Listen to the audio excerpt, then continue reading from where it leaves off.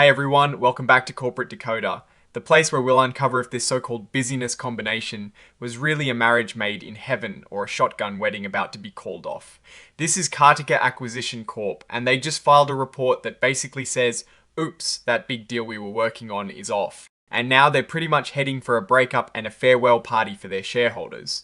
Our main goal here is to unpack what this termination means for Cartica, its investors, and where its money went or is supposed to go. Plus, we'll look at some interesting side deals that popped up. So, the big news dropped on the 7th of January 2026. Cartica had a plan to merge with another company called NIDAR Infrastructure Limited, but that plan hit the road. They've officially called it quits on this business combination, and it puts Cartica in a bit of a bind. This isn't a super long report, but it is packed with information about why this deal is off and what happens next. Basically, Cartica was supposed to combine with NIDAR and its subsidiary, merge a sub by the 7th of February 2026, according to its own rules.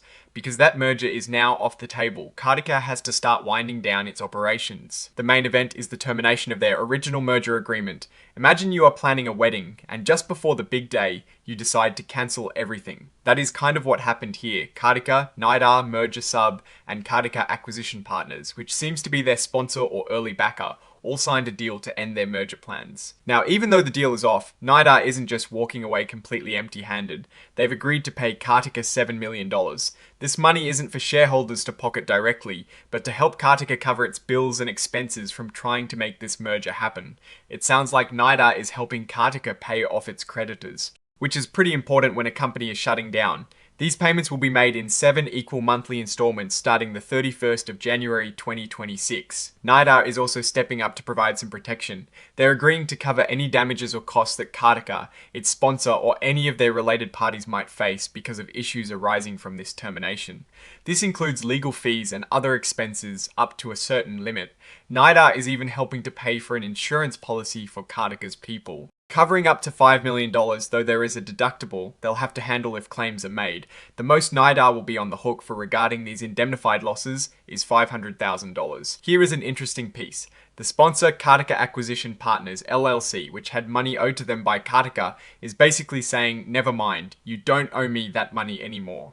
And in exchange for that big favor, NIDAR is giving the sponsor a couple of things. First, a convertible promissory note for $21.9 million. This is like an IOU that can turn into ownership in NIDAR later. Second, they're getting a warrant, which is essentially an option to buy a bunch of NIDAR's stock at a set price. Cartica itself isn't getting any of these. It is all going to the sponsor. Let's look at that convertible note a bit closer. If NIDAR has what they call a qualified offering by the 31st of March 2027, this note converts into shares of NIDAR stock or whatever is being offered in that event. If a qualified offering doesn't happen by that date, then the principal amount starts earning interest at a pretty hefty rate, the secured overnight financing rate plus 5%. And if no qualified offering happens by March 2027, the whole thing, principal and interest, becomes due and payable by April 2029 with a repayment plan over 24 months. The warrant is also tied to a qualified offering. It gives the sponsor the right to buy up to 15.9 million shares of whatever is being offered in that qualified event, but at a price that is 80% of the offering price. This could be pretty lucrative for the sponsor if NIDAR's stock does well. There is also this backstop side letter. It sounds complicated, but it is basically a safety net. If NIDAR fails to make those $7 million expense payments to Cartica on time, another entity called Namaste Universe Sponsor LLC, which manages the sponsor, has to cover it. Then, if Cartica gets paid back by NIDAR, it has to reimburse the sponsor, who then has to reimburse Namaste. It ensures Cartica gets its expenses covered even if NIDAR stumbles. Now, the really crucial part for Cartica's existing shareholders, because this merger is dead, Cartica can't meet its own deadline to complete a business combination. This means by the 7th of February 2026, Cartica has to start shutting down. This means they're going to stop all operations except for wrapping things up, and then within 10 business days, they're going to give back whatever money they have left in their trust account to the holders of their Class A ordinary shares, also known as public shares. This is essentially returning the original investment to shareholders. It means the public shareholders will get back their initial investment, minus any taxes or fees, but they won't get any of the upside they might have hoped for if the merger had gone through. The report also includes those standard forward-looking statements. These are basically the company saying, hey, we're talking about the future here and things might change. They're reminding everyone that while they expect these things to happen, there are risks and uncertainties and actual results could be different. They're telling shareholders not to place too much trust in these predictions, and to look at their other filings for more details on potential problems. And finally, they've included the exhibits, which are the actual legal documents for the termination agreement, and that backstop side letter we talked about. So what is the real story here? Cartica Acquisition Corp, like many special purpose acquisition companies, or SPACs, was on a mission to find a company to merge with and take public. They found NIDA, but for whatever reason, that deal fell apart because they couldn't get the merger done in time. They have to dissolve.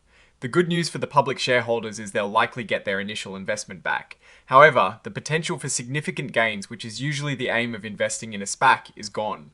The sponsor, on the other hand, gets a convertible note and warrants from NIDA suggesting they're still trying to get some value out of this situation, possibly by being involved in NIDA's future plans. It is a clean but unexciting end for Cartica's public investors.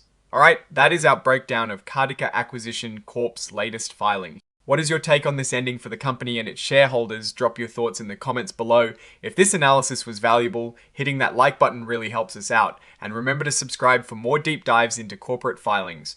Don't forget to check out our Discord community linked in the description for more discussions. Thanks for watching, and we'll see you next time on Corporate Decoder.